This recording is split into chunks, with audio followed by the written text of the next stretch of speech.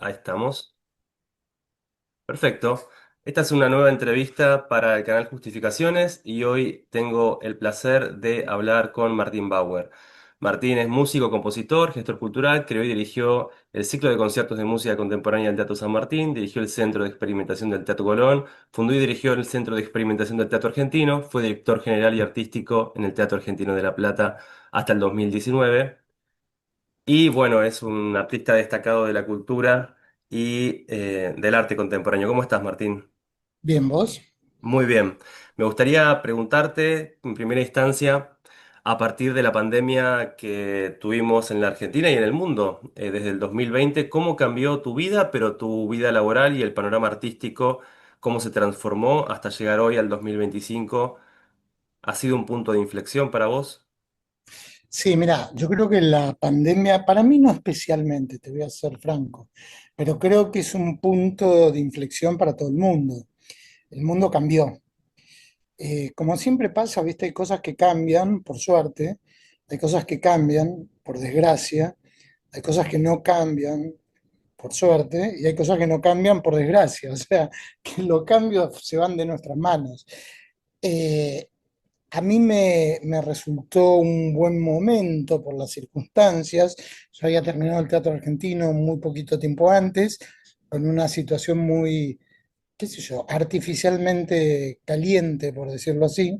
Artificialmente digo porque no quiero ofender a nadie, pero era una cosa discursiva y retórica que no significaba mucho. Pero bueno, así venía la mano en la Argentina. Eh, a mí me pasó que durante la cuarentena inventé el festival no convencional, que todavía lo hago. Eso para mí fue muy bueno. Y bueno, aproveché como tanta otra gente para volver a leer, volver a escuchar cosas que tenía pendientes.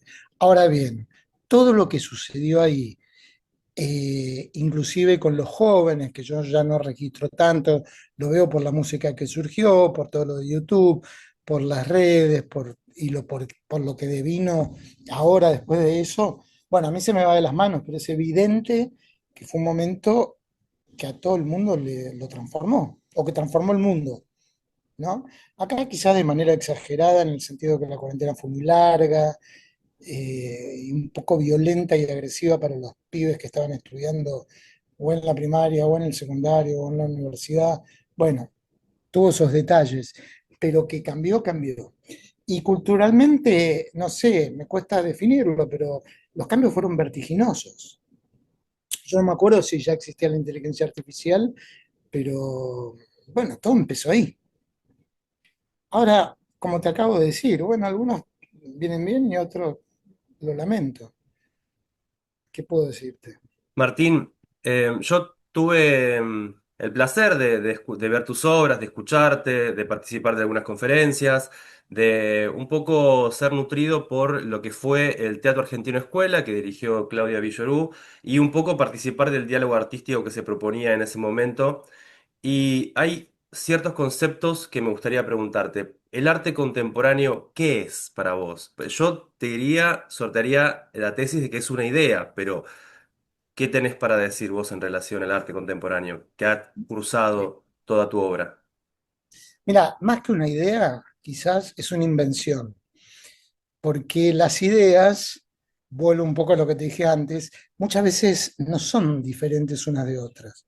No es tan diferente lo que vos puedas encontrar en una ópera. Ahora, si te acordás, nosotros hicimos un Reina Ascolto de Berio, ¿te acordás? Que tenía un libreto de Italo Calvino, pero que refería a la tempestad. Las ideas por ahí no son tan diferentes, pero la invención, la manera de mostrarlas, la manera de presentar el material, la manera de debatir, eso es para mí lo que define un poco el arte contemporáneo. ¿Qué tenés para decir de nuevo? ¿No? Porque eso es importante. ¿Y qué inventaste?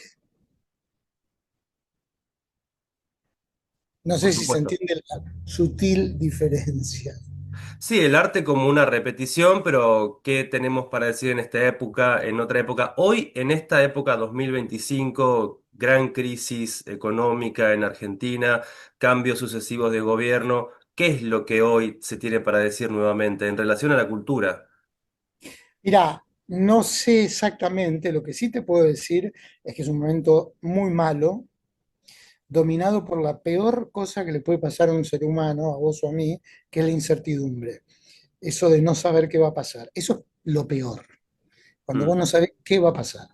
Depende mucho de la cuestión generacional, también cómo uno va reaccionando a eso, pero bueno, yo creo que hay más recursos, o sea, hay menos recursos económicos sin ninguna duda, pero hay más recursos personales, hay más recursos tecnológicos que si se usan de una manera creativa son muy potentes.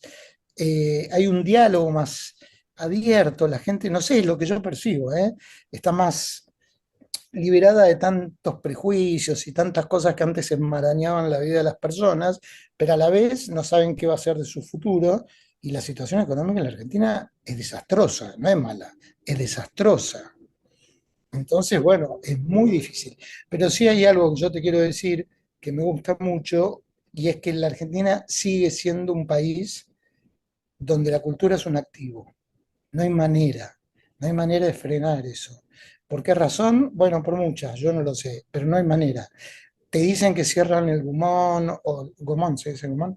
O el Inca, no sé qué, y la gente se anota igual a full en la ENERC, o en la FUC, o en la escuela de cine, y filman y editan, y a los pibes, digo pibes más jóvenes, no les importa nada. Nosotros estamos ya jugados, pero la Argentina sigue teniendo en la cultura un activo. Y ese activo, para mí, y eso es un debate que no se da y que ojalá se diera, pesa tanto como el activo de vaca muerta o el litio o lo que fuere. Lo que pasa es que esas cosas no se discuten. Y hay otra cosa que tiene la cultura en la Argentina y que funciona así en general en el mundo, pero acá, y es que tiene una reserva ligada a la tradición cultural tan fuerte que te permite seguir. En el sentido siguiente te lo digo. Acá, esto lo digo en general, por ahí me lo escuchaste decir. Acá existió la revista Azul, Victorio Campo y todo lo que ya sabemos. Que, que vos la hayas leído o no la hayas leído, no cambia nada. ¿Cuánto te influye la existencia de la revista Azul? E inclusive para gente que ni siquiera sabe que existió, es una influencia fuerte, porque así funciona la cultura, ¿entendés? Entonces vos observás, yo lo veo ahora en el CTC, o sea, sigue habiendo una gran creatividad, sigue habiendo una gran cantidad de gente talentosa y sigue habiendo un afán que no cesa. Ahora, ¿por qué no cesa? Yo no te lo puedo responder porque está todo dado para que la gente se canse, se hinche las pelotas y diga, bueno, chau. Sin embargo, no pasa. Martín, vos tenés una gran experiencia en teatros oficiales. Acá la Argentina es un polo de producción cultural a nivel regional, casi como los mejores teatros del mundo, con teatro público, teatro off, teatro comercial, pero las características del teatro oficial son la de un gran entramado artístico en relación a diferentes áreas, presupuesto público. Por ahí hay algunas notas en las que se habla de lo caro que es hacer teatro oficial y vos siempre has abogado, o tu carrera ha abogado por ubicarse en ese lugar y hacer grandes puestas. Frente a las críticas y frente al rol del teatro oficial y aquellos que creen que por ahí no es para todo el mundo, no es popular o por ahí es solamente para una clase particular ilustrada, ¿qué tenés para decir? No, primero que es para todo el mundo. Ahora, que sea para todo el mundo no quiere decir que un teatro oficial tenga que ir al pie de la demanda del público. Ese es el gran error que tienen muchas veces algunos funcionarios. ¿Entendés? Vos tenés que liderar la oferta, no puedes ir al pie de lo que le gusta a la gente. Porque a la gente, qué sé yo, le puede gustar cualquier cosa, pero vos no vas a hacer cualquier cosa. ¿Se entiende? Por otra parte, la ópera, por poner un caso, vos estás hablando del teatro argentino, es cara, pero te aseguro, Emiliano o Emi, que es muchísimo más caro armar una lista de congresales escolares en Ituzaingó, pero por lejos, ¿entendés? Entonces, bueno, son debates que a mí me parece que es interesante darlos. Yo tengo experiencia, tal como vos lo decís, tuve un buen diálogo con los políticos profesionales, por decirlo así, pero nunca cesé de decirles, nunca, siempre le dije lo que pienso, ¿entendés? Por suerte, hasta ahora, no digo que por ahí cambia, ¿eh? Es muy difícil para cualquier funcionario, lo digo con respeto, sustraerse a lo que te vengo diciendo, la gran tradición cultural de la Argentina. Entonces es muy difícil, pasa, vos sabés perfectamente qué pasa, que uno puede llegar a un lugar y hacer cualquier cosa. Pero también pasa que vos podés llegar a un lugar y hacer lo que crees que hay que hacer para que quede en el recuerdo, en el acervo, en esa, digamos, una institución tiene que prometer futuro, no hay vuelta con eso. Entonces, si vos podés lograr transmitir eso, lograr decir, ok, en los grandes teatros de la Argentina, sea el Colón, sea el San Martín o el Argentino, en los tres yo trabajé y con mucha plenitud, se puede pensar para adelante. ¿Entendés?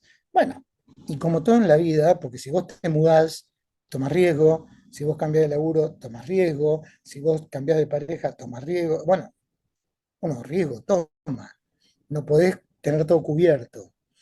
Y cuando querés tener todo cubierto, y bueno, todo se transforma en una mediocridad lastimosa, pero me parece que es fundamental recuperar eso.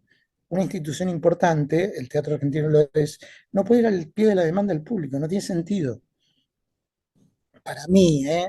Mm, Y no estoy hablando de esta gestión ni nada, te digo, para mí es mejor hacer algo nuevo, diferente, y que vengan 300 personas a hacer lo mismo de siempre y que se explote la sala. No tiene, o sea, puedes hacer las dos cosas, quiero decir, pero son discusiones que para mí están un poco saldadas. mm. Hay Bueno, ciertas diferencias entre el sistema político y el arte, el teatro oficial, el teatro off, el comercial, como bien decís, pero me gustaría preguntarte un poco más adentro, tal vez, de la gestión o de la dirección o de tu trabajo, cómo esos roces siempre influyen un poco en las condiciones de producción y en tu obra en general. Y venimos de un sistema, o por lo menos estamos aquí en Argentina, en un sistema donde el artista está subeditado tremendamente y hay mucha preponderancia de directores, de regie, de políticos. Entonces mi pregunta siempre va a ¿cuál es el rol del artista? Bueno, por ejemplo, desde los intérpretes, en mi caso, ¿tenemos una posibilidad de ver un futuro acá o solamente estamos supeditados a los directores, a los políticos, etcétera? no, bueno, yo creo que sí hay posibilidad de ver un futuro, pero también depende de ustedes, de la gente. Eh, Hay que tener en cuenta algo que para mí es importante, porque fue una novedad. Vos me hablas de la pandemia, hubo novedades en la pandemia, pero antes hubo novedades en el panorama general, y es que la política se tragó todo. Esto no fue siempre así. Cuando yo empecé a trabajar en el ciclo de música contemporánea del Teatro San Martín, no era así. Cuando yo dirigí el CTC por primera vez, no era así. Pero en un momento, la política se tragó todo y todo empezó a tener que ver con eso. Todo, ¿eh? Las universidades, los teatros, el CONICET, los hospitales, todo pasaba por una cuestión política. Todavía es un poco así. Un poco no, todavía es así. Entonces, eso yo creo que dificulta un poco las cosas, porque vos me estás hablando de arte, etcétera, y cómo logras autonomizar la discusión. Es difícil, pero hay que hacerlo. Y la manera mejor para mí, la que yo encontré y la que yo propongo es, primero, bueno, acá hubo una guerra civil retórica, y esa es la verdad. Pero está bueno siempre salir con argumentos, decir, mira, esto es así, ¿qué me importa? Cuando yo dirigí el Teatro Argentino, nosotros estrenamos una obra de Stravinsky, que se había encontrado en el Teatro Barinsky, creo, y que se había estrenado en Rusia, no me acuerdo bien, pero poner en el 2016 o algo así, que era un homenaje que le hizo Stravinsky a Rimsky-Korsakov. Apareció la obra y nosotros la hicimos. La hicimos porque el teatro estaba cerrado, ¿te acordás? En el centro, en el CCK. Bueno, la hicimos, la ¿importa eso? Tiene que ver con el CCK, tiene que ver con la política, tiene que ver con quienes gobernaban en ese momento, tiene que ver con los que gobernaron después. No, no tiene nada que ver con nada. ¿Entendés? Te congelaste, ¿me seguís? Por supuesto. Sí, sí, sí, sí. Entonces, hay que ser consciente que la política se tragó todo en un momento de la Argentina sobre todo, te lo puedo precisar si te importa, y que era Por muy supuesto. difícil sustraerse. Yo no me sustraje tampoco, pero siempre di una discusión, porque yo la política la conozco, la entiendo, me gusta, con una dirección. Eh, y mis cómplices, yo tuve cómplices intelectuales, sobre todo intelectuales, críticos, bueno, pensaban por ahí muy parecidos a mí, y muchas veces mis cómplices artísticos no. Bueno, yo recuerdo la obra 100 años, junto con Beatriz. Beatriz, Excelente. Bueno, todo un bueno, hito. yo me alegro mucho que la recuerdes para mí también. Yo era muy amigo de Beatriz, me encantaba. Beatriz es una persona brillante y estaba mucho más allá de esto que te estoy diciendo porque lo demostró con mucha claridad. Bueno, mirá, Emi, lo que es importante también, lo que yo te aconsejaría a vos o a cualquiera que escuche, primero hay que tener interlocutores, porque si no, no tenés con quién hablar. Uno no puede hablar con cualquiera ni con todo el mundo, no hay manera. Primero los interlocutores los tenés que discriminar. Yo no te puedo hablar a vos igual que le hablo al señor que está pasando por acá por la calle, igual que le hablo al director del teatro, igual que le hablo a no sé quién. No, uno discrimina, no le habla a todo el mundo de una misma manera. Y el gran capital que yo tuve, que se fue diluyendo, es la verdad, fue los interlocutores que tenía. Porque no era solo Beatriz, también estaba Federico Monjó, que falleció, también estaba Mariano Etkin, que fue un profesor de la Universidad de La Plata increíble y también se murió. También, bueno, Margarita Fernández es muy grande. Había una cantidad de gente con la que yo hablaba y que me resultaba absolutamente estimulante. En general, gente más grande. Bueno, Kive Steiff.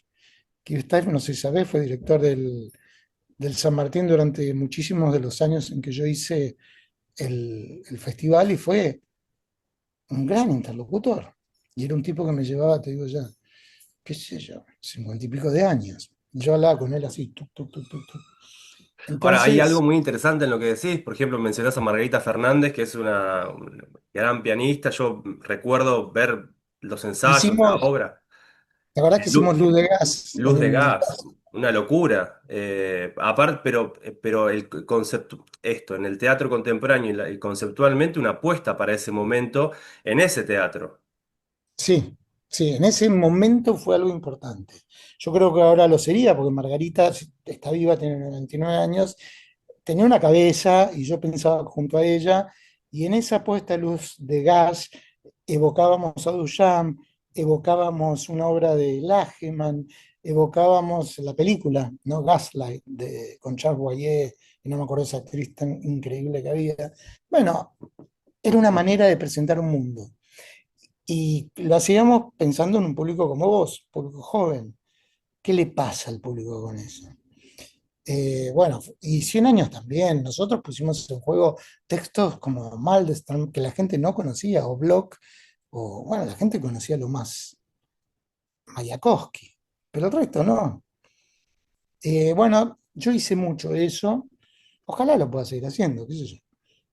Yo he escuchado en conversaciones, bueno, con Claudia Villorú, en algunas clases tuyas, la influencia que tiene el teatro alemán sobre la escena argentina, la apuesta europea en general, pero siempre me quedé con este concepto que recalcaba mucho, que es el trabajo sin jerarquías. Es decir, Claro. que todos tengamos una especie de democracia, por así llamarlo, dentro de la escena. Y en ese rol yo recuerdo mucho cuando, por gestiones tuyas y de la Regie Villorú, nuestra maestra, vino Heine Goebbels aquí a Argentina Claro. y vos lo paseaste un poco por los teatros y sus puestas y el anecdotario que se encontraba de los contrastes de la escena europea y la escena argentina. ¿Hay posibilidades de hacer un teatro sin jerarquías en Argentina o un teatro de la ausencia? Mirá, lo de la ausencia de jerarquías, que a mí me importa muchísimo, está bueno que lo digas, es un modo de trabajar. Me hablabas, Bueno, no sé qué pasó. Lo que me hablabas de decía las que Hennegeber, jerarquías. lo que sí, pero Hennegeber sigue un paso más allá, y eso es lo que me gustaba de él, y eso es un poco lo que yo tomé de él, y es que él, digamos, no había jerarquía entre la música el texto, la luz, la escenografía, el vestuario, todo iba al mismo nivel y tenía su momento, ¿entendés? Era como si se tratara de un mapa, yo lo decía así, así lo hice, ¿eh? Donde, bueno, ahora está la música, pero ahora aparece la luz, pero ahora aparece el actor, etcétera, etcétera. Y así armamos la puesta de Einstein on the Beach que hicimos en el Colón. Y ese era un poco el secreto. Cuando vos tenés un secreto, puedes no contarlo. Viste que dice Chesterton que la mejor manera de guardar un secreto es contarlo a los cuatro vientos. Bueno, que es una manera de callártelo. El corazón y la gracia y la importancia que tuvo para mí hacer de ese modo que vos estás diciendo Einstein on the Beach fue que éramos un grupo de amigos. Y eso le da a la producción una potencia descomunal. Y bueno, por ahí no la viste, pero en la última escena salían todos los técnicos, todos los músicos, todos los que habían cantado, los asistentes, todos al escenario, se saludaban, se abrazaban, éramos todo un conjunto de gente. No había, sí, no había jerarquías. A mí me parece que si hay algo, ya que me lo preguntaste, que es muy del pasado, es esa cosa de Hair Director, ¿viste? Ya está, se terminó, no tiene sentido. Porque aparte uno cuando hace una creación lo hace charlando, lo hace pensando conjuntamente. Bueno, pero es un concepto que a mí me importa mucho. Si la gente que me escuche o ve se da cuenta, yo en los flyers que anuncian en las producciones pongo a todo el mundo en el mismo flyer, ni siquiera por abecedario, mezclados. Y eso me parece que es algo que yo puedo sugerir, no transmitir. Me importa mucho eso de las jerarquías. Y cuando yo dirigí el teatro argentino, pero porque la gente del teatro argentino es muy sensible y se suele exaltar, pero lo recuerdo perfectamente que había mucha discusión, era un momento de mucha discusión en la Argentina y también ahí en La Plata, que yo le decía, bueno muchachos, yo no soy el dueño del teatro, yo soy el director, y tampoco soy un inquilino que por 4 años va a hacer lo que quiera. No, no quieren hacer esto, no lo hacemos, chau. ¿Se entiende lo que digo? Alguien tiene que decidir porque así funciona, si no es una anarquía absoluta, pero esa persona que decide es uno más. Y ese concepto, que muy poca gente lo toma, sobre todo muy pocos directores, por decirlo así, para mí es fundamental. El director de un teatro no es el dueño de un teatro, es la persona a la que le toca proponer y decidir. Pero eso se termina, y por suerte se termina. ¿No? Imagínate que yo me hubiera quedado 20 años ahí. ¿Para qué? Bueno, eso es lo que yo pienso. Me mencionaste la inteligencia artificial, las redes sociales. ¿Esto afecta a tu obra? ¿Cómo lo tomás? ¿Ves que es solamente un método de comunicación o esta forma de integración que hay muchas veces, que tiene que ver con poner un proyector muchas veces nada más, para, como forma de innovación y que hace 50 años en la escena europea ya se rastreaban experiencias, podemos hablar de Bilbao ahora, pero digo, para no ser tan Bueno, específicos. sí, mirá, yo no sé bien, yo creo que el cambio que hay es vertiginoso, me parece que la sujeción a las redes es demoledora, creo que a los jóvenes les cuesta muchísimo sustraerse a eso, no sé si se puede, pero bueno, son ideas, hay que ver cuánto duran, hay que ver qué pasa. Lo de la inteligencia artificial es un recurso muy bueno también, pero yo te invito a que pensemos en obras que fueran de anticipación. Por ejemplo, te tiro una, sin haberlo investigado, ¿eh? Funes el Memorioso, el cuento de Borges. Decime si no, 1944, decime si no anticipó la inteligencia artificial. 2001, la película de Kubrick, donde una computadora se enoja o se pone celosa y hace que los tripulantes peregrinen en el espacio porque se enoja. Decime si eso no anticipa la inteligencia artificial, de algún modo. Entonces, bueno, yo creo, me parece buenísimo lo de la inteligencia artificial, trae situaciones engañosas eventualmente, qué sé yo, pero bueno, que uno no puede hacer nada. Si vos ves algo hecho con inteligencia artificial, lo crees, bueno, está bien, ¿por qué no lo vas a creer? Un poco es como creer en Dios. Ahora, hay una competencia, vos que No, vas al teatro. Vos no, no, para mí no. Mira, a mí me llegan muchas cosas hechas con el chat GPT, es evidente. Entiendo que hay muchos jóvenes que consultan el chat GPT como si fuera un amigo, pero también como si fuera un psicólogo. Bueno, no tengo respuesta para eso. Si a ellos les funciona, genial. A mí me parece un delirio. Eh, bueno, hay que ver, por otra parte, existe la inteligencia artificial, seguro. ¿Existe el talento artificial? Bueno, y así todo.